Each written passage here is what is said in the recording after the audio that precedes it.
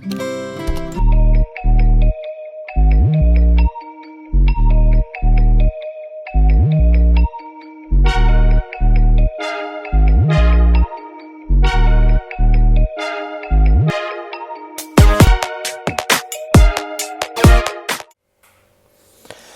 everyone, welcome to the Anfield Daily. Right, pre-season for Liverpool officially over. What did we learn? Today there were two games, one against Sevilla and the second one against Las Palmas, although the second one was easily forgettable. The first game, of course, was pretty good. It isn't about the heavy metal football that we are used to, quite used to under Jurgen Klopp, but this was, quick passing and just direct, a little bit more direct, a little bit more patient in the build up, and it's all about the build up under Arne Slot.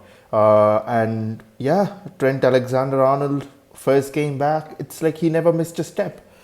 Just absolutely fantastic. And let us just go goal by goal and try to figure out how the game unfolded, right?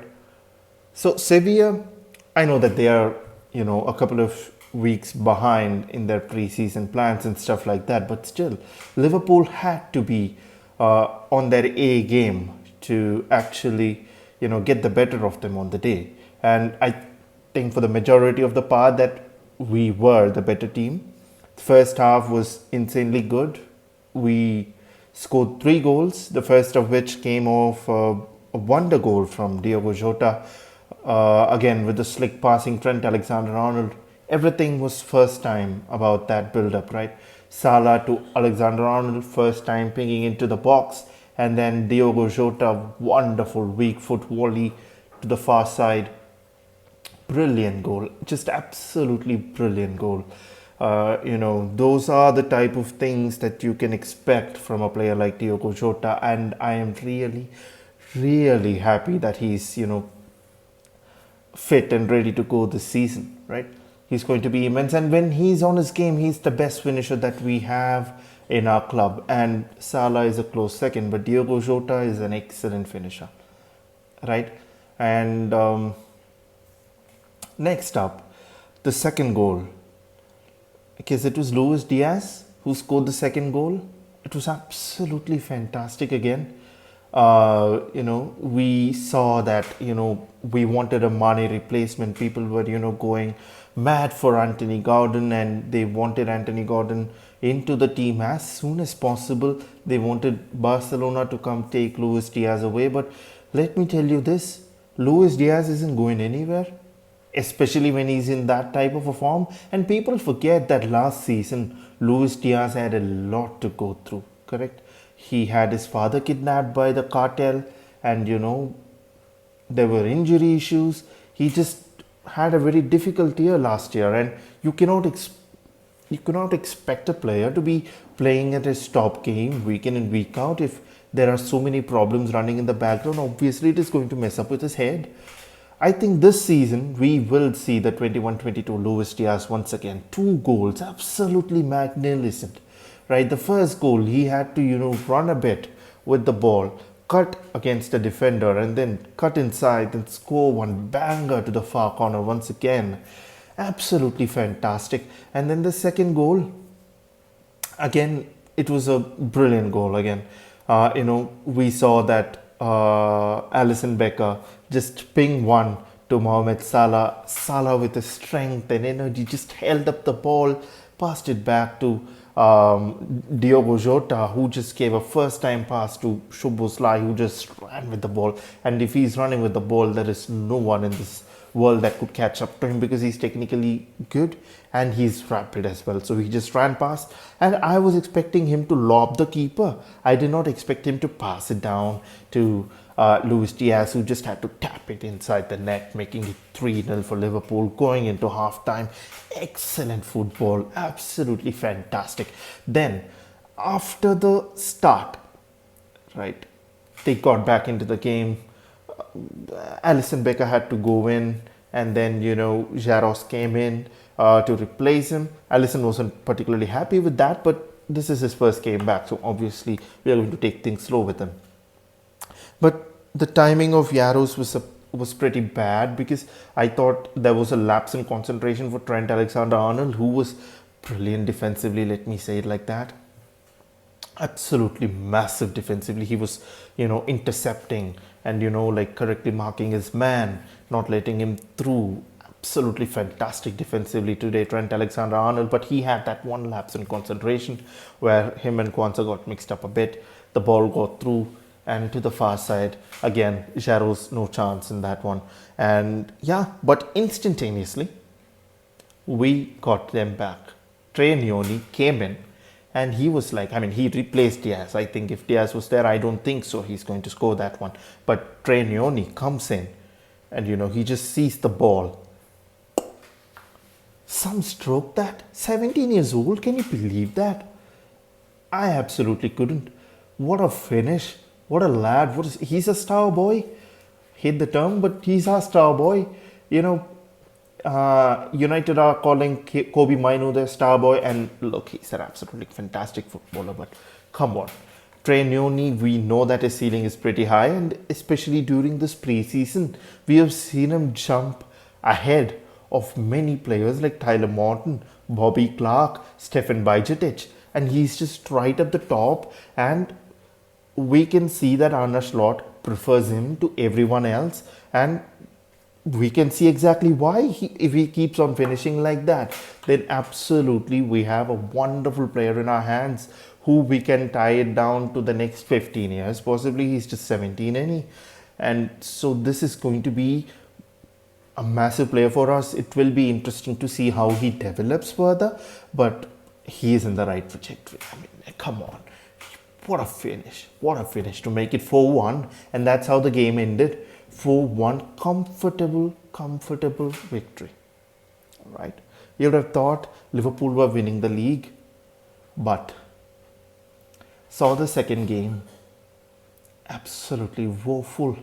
From start to finish, it's like we did not have what it took to beat a side in La Liga that were going to finish either in the relegation zone or just scraping through. Las Palmas, they parked the bus for most of the game. They played counter-attacking football. But even then, we had chances. Darwin Núñez missed a couple of sitters. Cody Gakpo was woeful. And I don't know what you guys are on about wanting to sell Luiz Diaz. I think Cody Gakpo would be in my list to sell first ahead of Diaz, right? If I was in the Liverpool camp, I would sell Cody Gakpo first rather than selling Diaz. I would hold on to Diaz, even though he doesn't, has shown the output last season. But he's got this, and he's got the pace, he's got the trickery. Cody Gakpo, come on, let's be honest, all he does is just cut inside and whoop one into the bottom corner for a goal. That's all I've seen him do, or score a couple of tap-ins and a header. And today, man, he was absolutely woeful. He's had a full pre-season with us, and that is how he plays.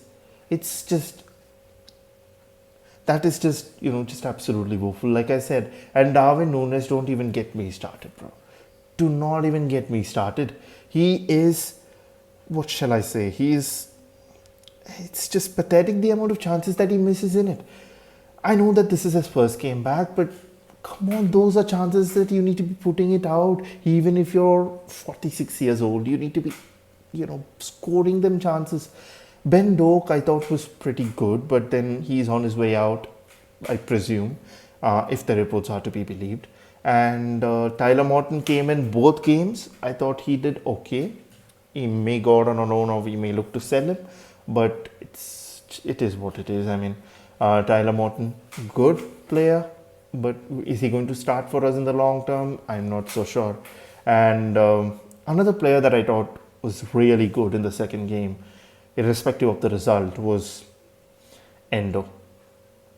Endo, he had something to prove, and he played like that. He took the ball, progressive passes, ball carries, and all that was there, and he was, committed in tackling everything. He showed what he can do, and in my opinion, we should not sell Endo. We should keep him as a backup. And whenever Zubimendi signs, I mean, if he feels like, all right, this drama has gone long enough, now I need to sign for Liverpool. If he comes to that conclusion, I think we need to keep Endo as a backup since Stefan Bajcetic on loan, because I think Bajcetic, after a long injury, a year full was lost for him.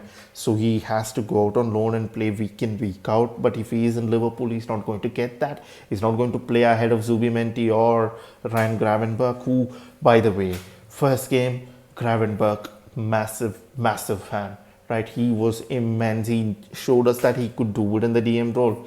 But yes, he's going to be a backup for Zubimendi when he gets here. And if Zubimendi and Gravenberch play, Bajcetic simply isn't going to play. So it's better to send him out on loan and see how he gets on with it. And I mean, if we have to keep Endo for the cup games and stuff, he's good. Let's keep him for a season. And if he's unhappy at the end of it, let us just sell him, bump him out for a £10 million or something like that. But yeah, he was absolutely fantastic. And one more player that I thought was really good was Connor Bradley. Connor Bradley defensively was sound. He was, making the overlapping runs to the box. But we simply weren't good enough. There was an occasion where he himself tried to, dilly-dally and then score one. But, I mean, they were parking the bus so four men got onto him and then the ball was cleared out. Those things happened. And Harvey Elliott, I thought Harvey Elliott, it wasn't his best game. But hey, if you're going to give, there was this one lovely pass that he did, like the Fabio Carvalho one during the preseason in the last game, where he just lobbed it in and Gakpo couldn't finish it at all. But yeah, he was playing everywhere. CDM, right back, central midfield, attacking midfield, right wing. He was all over the pitch. And for me, when a player plays like that, it just tells me that the team is not cohesive and we do not know what to do. So Harvey Elliott playing like that was a bit of a shocker, and can't lie, we really need to do better in that regard. But hey, Curtis Jones was decent, but he's not going to be a starting midfielder playing like that. Not when Alexis McAllister, Szoboszlai and Gravenberch are playing like that, and Zubimendi has to come in as well. So the second game was woeful. It was absolutely pathetic. We couldn't score one against a relegation team from La Liga. But that just shows our level in it. Like some of the players who has been there for the entire preseason who look nowhere near fit enough to start in this Liverpool team. And that is why we need to send these players on loan or sell them for better ones. What do you think about these two games? I thought the first game was an 8 out of 10. The second game was 4 out of 10. It was woeful, absolutely pathetic seeing us perform like that. And I hope that we pick it up from there. But yeah, let me know what you guys think of it in the comments. And yes, of course, subscribe, support the channel. And pretty happy that the season is starting. I'm excited. Let me know if you're excited as well. So until next time, see you. Ciao.